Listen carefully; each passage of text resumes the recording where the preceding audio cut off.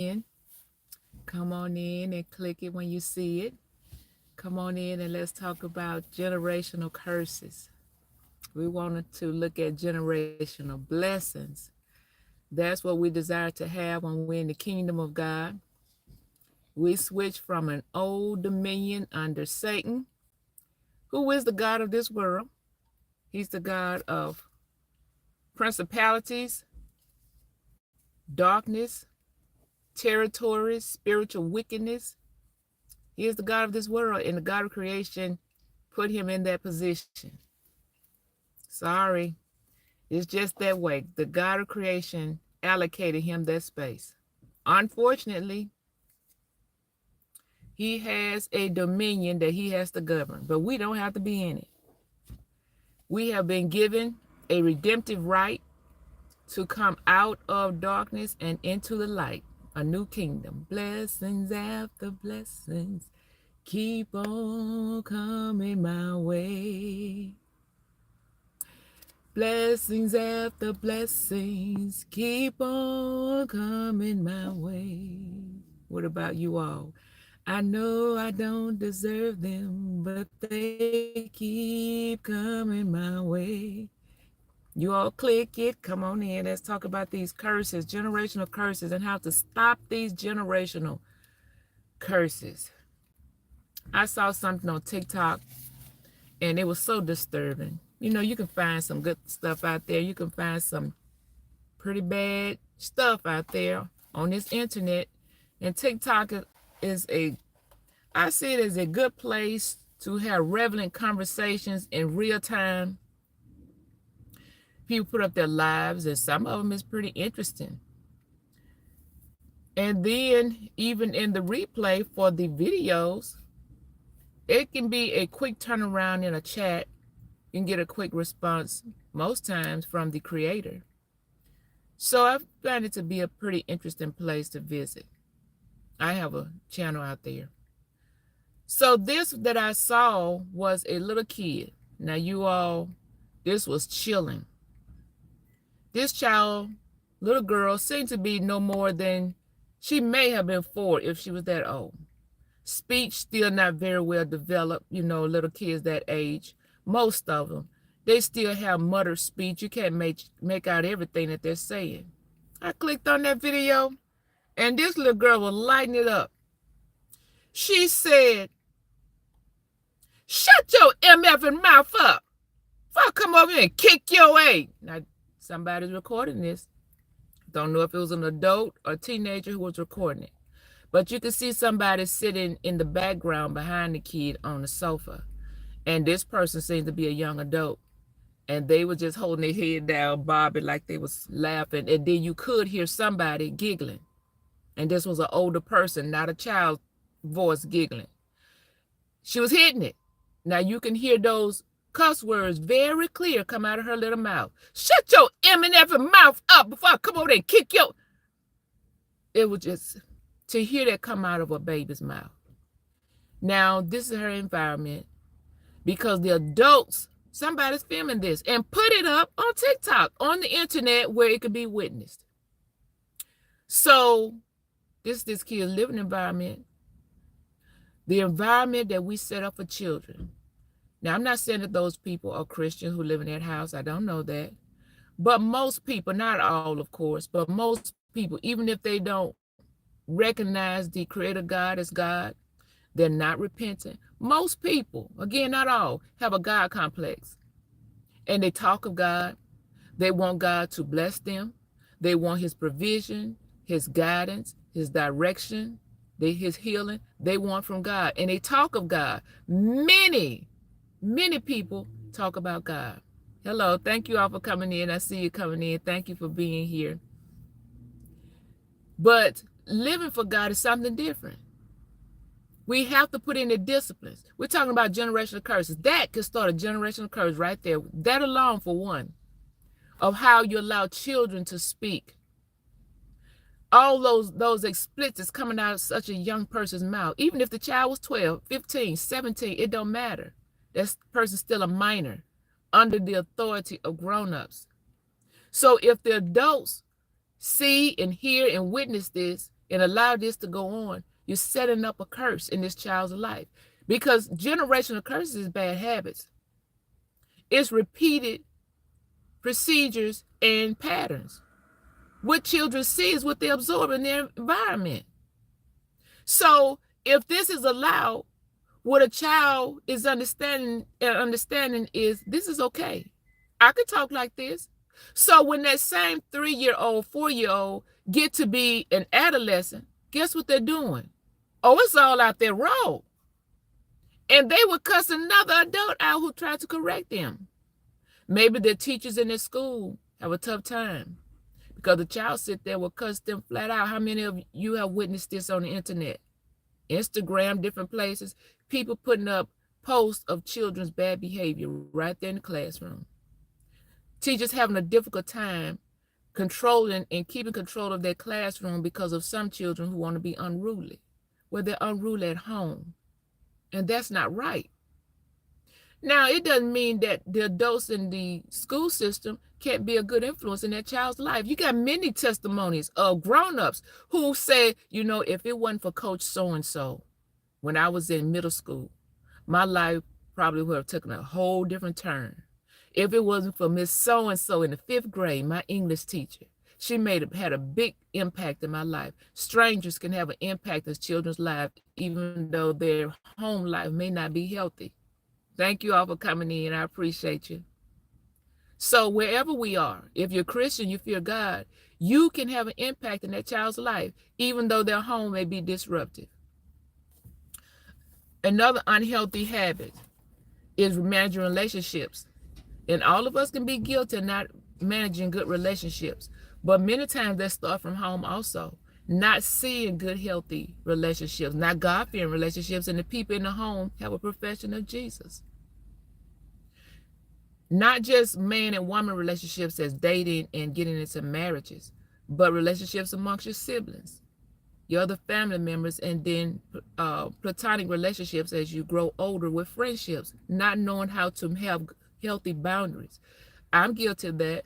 I struggle with my boundaries as far as letting the person know when enough is enough, or I cannot overexert myself and I'm trying to be a yes person because I'm trying to grow a relationship with people, but I end up, and I'm not trying to make myself out to be, oh, poor Vanessa, no. Me not wanting to say no, or I can't do that, it's going to be too much. I don't have the time for that. So I will overextend myself and then get upset about it. Now, that's not right. It's not right. It's not right for the other person when all I need to do is speak up and let them know I just don't have the time. I can't do it. So managing relationships can be difficult, but still that could be a generational. Remember, generational curses is patterns, repeated patterns of behavior. Even behaviors that we don't see as damaging behaviors, it's still a repeated pattern.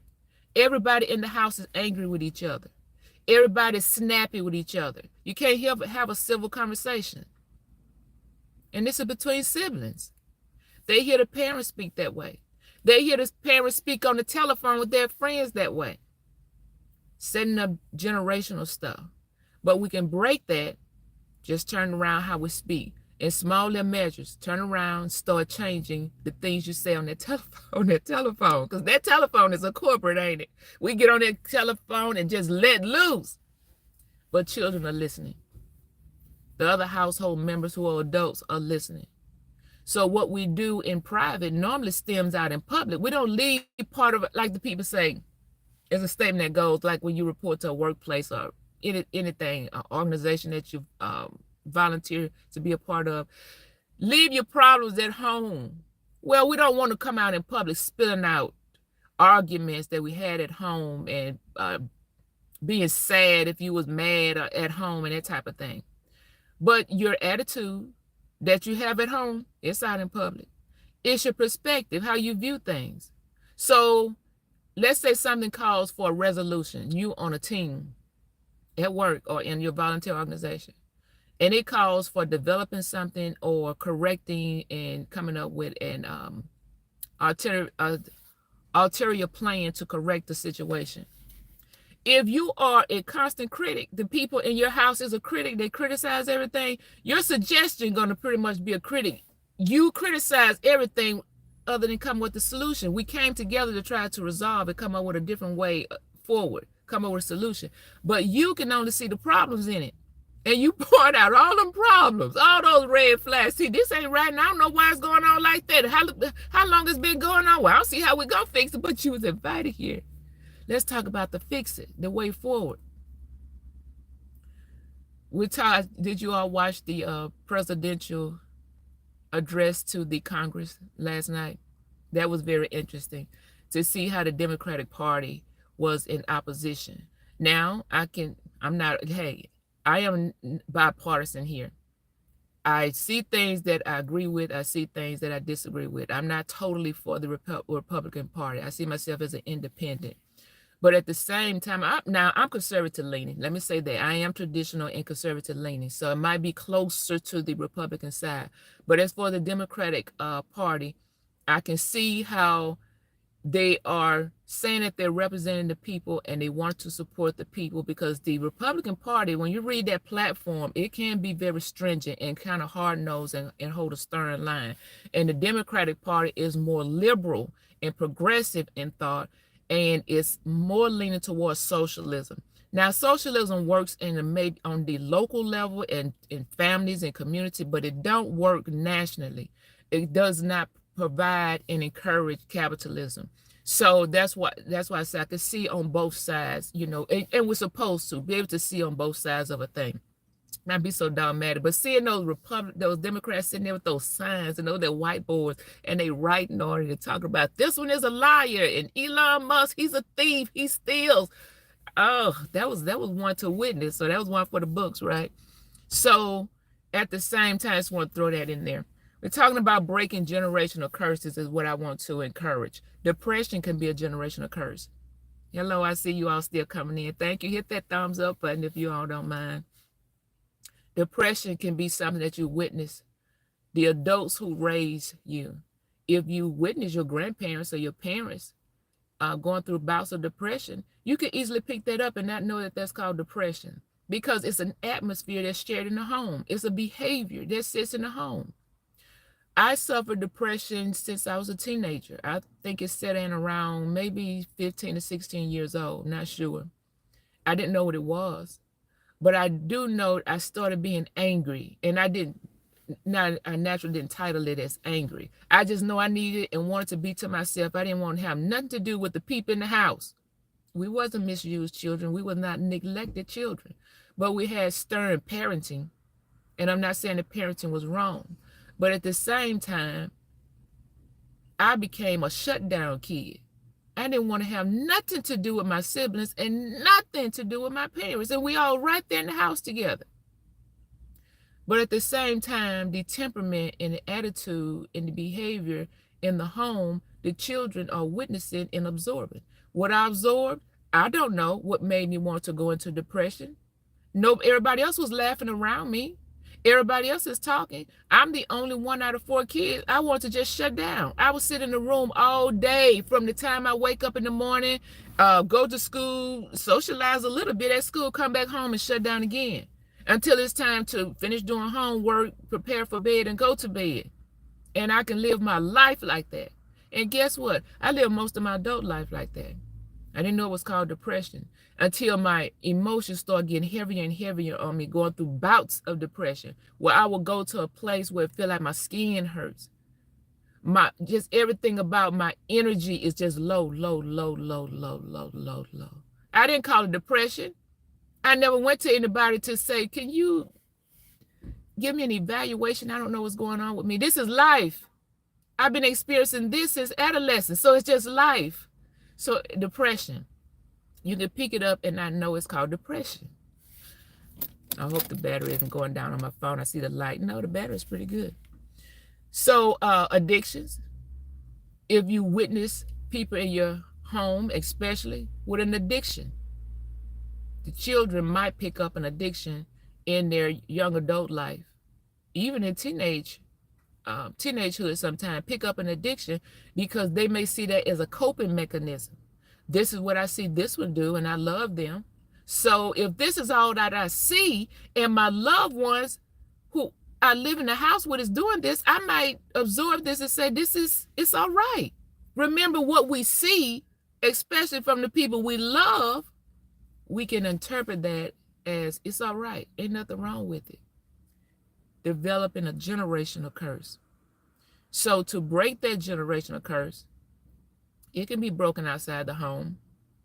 But first, the family members, the adults, need to show a different way. You have to recognize, if you got this Christian profession, you all, we have to come more in line to what does God say about it. And if you're not able to break that by yourself, get help, get outside help, go to counseling, get some help. There's, for addictions, there's addiction programs. There's self-help programs. Don't sit out there and suffer through that by yourself. You have young people in your life who can be impacted by it. They're watching you. So please, for them, for you too, but for them, go get help. Help is in your community. Illnesses, some illnesses can be generational.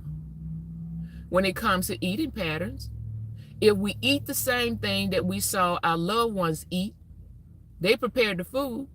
If food was good too, wasn't it? We could end up with the same type of diseases that they end up with, chronic illnesses, because their food was good. So some things is not just acute, but chronic through family repeated behaviors and patterns.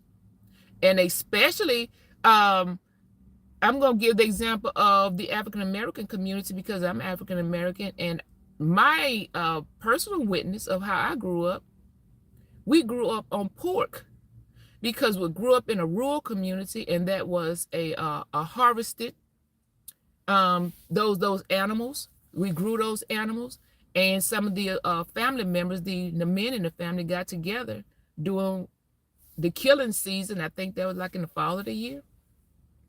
And they would get together and they would slaughter a hog.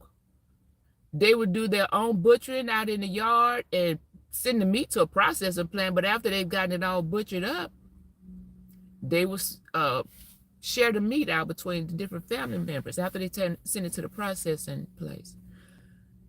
Pork. And then me getting to be an adult, I used to suffer these headaches. Didn't know where these headaches was coming from until I heard somebody. Remember, you don't always, look, the Christian community is a community worldwide. We're getting information from this one and that one, from schoolmates, from workmates, anybody in the community. It's global. Christianity is global. So in my adult life, hearing somebody talk about pork, I never assessed pork. It's food. That's what we had to eat. Now, we had other things too, but that pork. And I think I was on a job hearing somebody talk about pork and the consequences that the body can suffer just by eating pork. So I stopped eating pork. My headaches went away. But again, that's what we ate. That was a thing that we did in our family, in our community. So I had to stop doing that. The headaches went away. I haven't had pork. I may have had it in spurts here and there in my adult life, maybe 6 times. But I'm not a pork eater. So that, I just want to give that example. This is a big one right here. Constant disagreements. Y'all. Constant disagreements. If this happened to be you and it's going on in your family, okay, you can't change everybody in the family. You can't. But what you can do, if you're adolescent and above, I would say age of knowing right from wrong, then you get in the scriptures for yourself. Bible is on audio. If you don't want to read it, there's many opportunities to get the Bible, the instructions of God. When you in constant disagreements, that causes drama. That's what that's called in nowadays. It's drama. You're a personal drama. And you're always in some type of argument, always bickering, always got a challenge on the table. You can break that. That's a curse. Yes, it is. That's a curse, because curses are habitual, repeated patterns of behavior. And you can break that. You don't have to be a personal drama. You can drop that, but you got to work on it. Because if you're already accustomed to it, that's what's in your environment, that's what you're inclined to do. And again, you can't stop everybody in your household, but you can be an example to somebody else. That's learning how to, again, going back to the first thing I said, learn how to manage healthy relationships, not being a person of constant disagreements and arguments and drama. You hear so many people out here like you all do. Keep my name out your mouth. Don't say nothing to me. But where are you in that? Where are you? Do you have somebody else's name in your mouth? Are you adding to this conversation? Then you can't just put it on the other person. You're part of this problem. Come on, you can stop that. You can stop it. But as far as children, let me go back to little kids right there before I jump off of here. The Bible says, suffer. Let me see, I got it written down here. And that was in the book of Matthew, chapter 19. Suffer little children and forbid them not to come to me. For of such is the kingdom of heaven. That's chapter 19 of Matthew. And then it goes further, not in the same chapter. But whosoever shall cause one of these little ones who believe in me to fall. Catch that fall part, you all. It were better for him that a millstone were hung about his neck,